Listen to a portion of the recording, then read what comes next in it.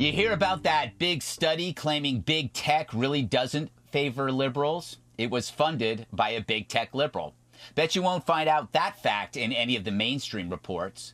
But the guy behind it is billionaire Craig Newmark. He also donated millions to fight fake news and a ton to Biden's campaign as well. He also founded Craigslist, the online bulletin board where I sell my discarded swimwear. But last night, Tucker revealed the study was in fact no study at all. Can we get some numbers on that, NYU? Well, no, actually we can't. In the words of the, quote, study, pinning down precise proportions on censorship is impossible because Twitter doesn't release sufficient data. Are you following the reasoning here? Their conclusion, Twitter is not biased, and we can be certain it's not biased because Twitter refuses to release data on who it bans. In other words, a fake study for a guy who claims he doesn't like fake news. It was designed for the media so they wouldn't have to do their jobs and investigate the actual claims. But the, quote, research is about as researchy as turning on the lights to your living room to assess the existence of whales. Yep, no whales there. Really, having a big tech lib fund a study on whether big tech is biased, that's like me funding a study on how great I am. Or a study saying Jesse has the best hair in cable news, and it's funded by the Jesse Waters Institute for Follicular Studies. Or how about one concluding that Jasper is indeed America's dog, and that's funded by the Dana Perino University of Dog Selfies? And did you know that Juan Williams is right on everything? That research was funded by Juan Williams. So before you see a study that says there's no massive crime wave, I'd check first to see if it was funded by criminals, or worse, CNN. Fact is, the great thing about being a rich lib, you can build a case for anything and the media will back you up 100%. It's how they lie to you and keep you in the dark. But of course, that's all BS, according to a new study by the people who lie to you and keep you in the dark. You know, Dagan, I didn't know you were on the show today, so I didn't come up with a study for you. So if you were commissioning a study on yourself, what would the ideal conclusion be?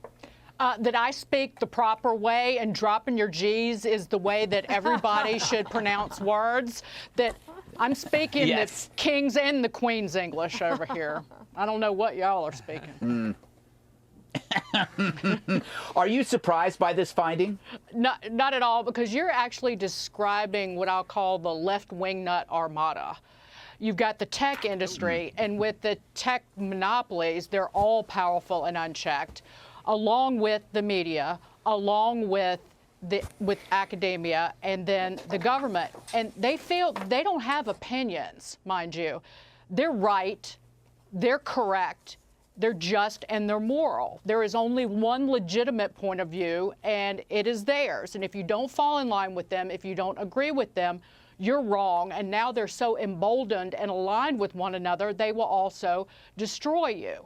You see that with technology, just with the shutting down of Parler. But we've been here before, and ultimately people turn against the outrage, the pushback on censorship and cancellation. You saw it with the Red Scare, the House Un-American Activities Committee, and McCarthyism. But the scary thing is, even if righteousness wins out, there's a lot of carnage before that happens, with lives and livelihoods destroyed. Worst case scenario is that the Dems, this kind of collective joining in, they win out, and Democrats are in power, and anybody who has a differing opinion or a different voice, you're destroyed, and so is our republic. Mm-hmm. You know, Juan, studies like this, or when the media covers studies like this, isn't it their responsibility to say who paid for it? When I worked in health journalism, there was always a little note at the end of the study. This study on orange juice reducing cholesterol was funded by the Orange Juice Board. It was always kind of, they had to do it. I don't think it was hidden, Greg, but I must say I'm struck by what you said in the terms that, usually you and I disagree, and I think this may be an occasion where we meet at the mountaintop, but just that we come up different sides of the mountain.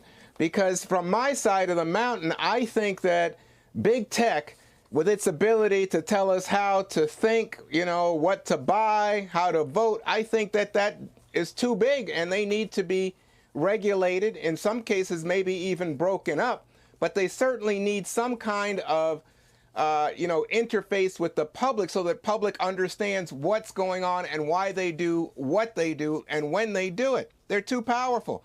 But from my side of the mountain, I just wanted to say I don't want conservative thought limited. I don't think it is limited. When I look at these platforms, I see Ben Shapiro, I see Dan Bongino. They got the leading sites out there. Many of them are conservative sites that are the top sites on social media. So I don't see that there's any bias against the conservatives. But I think that when you start talking about things like killing politicians, when you start plotting violent, seditious acts against the Capitol of the United States, when you embrace conspiracy theories, when that kind of trash is spread on these sites, I then think people have a legitimate right to say, this is damaging to us as a country, to our society, to our ability to have honest discourse. And I think that's what's going on. I think that's why you see today in the Congress, you have Republicans like Mitch McConnell, the Senate Majority Leader, saying that kind of thinking is cancerous and dangerous to not only to the Republican Party, but to us as an American people. And that's what's going on here. I don't care who paid for the study. I just think that we need to come together and say, this kind of internet sensation that's distorting our public discourse is damaging. But, Jesse, the answer to this is that it depends on who you are, because this isn't applied to celebrities on Twitter who say burn it all down, or people making threats to Trump or to Trump supporters or any kind of ominous warnings to anybody that is not a leftist. That stuff seems to just fly right by. You can tweet support of Farrakhan. That's okay. Yeah, Greg, permission to make a sports analogy? Permission granted. Okay, so you're watching a football game, and on every single play, the refs flag a penalty on your team.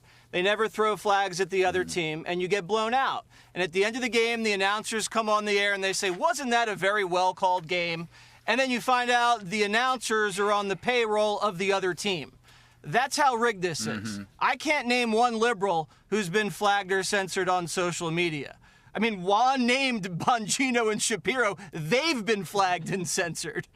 I mean, you're telling me the party of the left doesn't lie or push fake news? The Covingtons, the Collusions, the Smolletts, the Fine People hoaxes, the mailbox hoaxes, the hands up don't shooters, the people who said that the Arctic ice caps were going to melt 20 years ago. These people, you're going to give one political party a monopoly on the truth? Well, in that case, 150 years ago, the Democratic Party's Truth Commission would have said slavery's great, and they would have called the abolitionists people pushing disinformation. See what I did there? What this is really about is the legacy media losing their share in the marketplace. Everybody knows they lie, and people on the right, social media, Fox News, and podcasts, they're starting to gain traction. So instead of competing with them, they're conspiring with the state, the Democratic Party, and Silicon Valley to slap a danger label on conservative influencers and propping up czars and commissions to shut them down because they can't compete with them. I think I learned that it's good we didn't have the internet back during the Civil War, Dana. Final thoughts to you. Okay, what do you first think? of all, I never had a Ken doll. I don't even think I ever had a Barbie because my parents wouldn't buy me one, and they didn't believe in like the whole Barbie scene. So I didn't get mono from kissing. Is that all Ken you've been doll. thinking about in this block? So you've been thinking about that intro in the entire block? No. Well, I mean, it did take me by surprise, but I loved it. Okay, this is what I wanted to say. In addition to the censorship issue, there's this whole thing of being compliant with terms of service. Now, we could all say, sure, we should all, if the terms of service, if you agree to it, you should be responsible for it. But that isn't applied evenly from liberals to conservatives. I'll give you an example. Think of Jimmy Kimmel. Their show put up a fake video of Vice President Mike Pence putting empty boxes of PPE out. Now, that's clearly against terms of service. You can't manipulate videos. And it took a massive amount of outrage to get Twitter to flag it, take it down. contrast that with just take your pick. There was one time when Donald Trump Jr. put up a video of Biden that was got out of context. It made him look like he was stumbling over his words, but actually it wasn't that. It wasn't manipulated, but it didn't have full context. It was immediately flagged. So if things were applied evenly, I think people would have a little bit more confidence. I think you're absolutely right. And congratulations on day 3 of the turtlenecks. I All got right, 2 more to go. coming up.